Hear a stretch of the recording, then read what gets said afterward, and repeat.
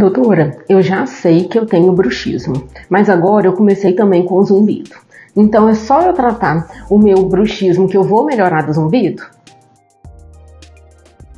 Então, gente, eu nunca vi um zumbido que tivesse uma causa só. Eu sempre vejo o zumbido com várias causas associadas. Então, se você já sabe que você tem bruxismo, sim, a gente precisa tratar o bruxismo. Mas também é muito importante que você vá no médico especialista em zumbido para que ele te avalie de uma maneira integral, global, para ele te avaliar a saúde inteira. Porque normalmente tem alguns outros fatores associados ao bruxismo que podem piorar o bruxismo ou mesmo que pode ter desencadeado o zumbido.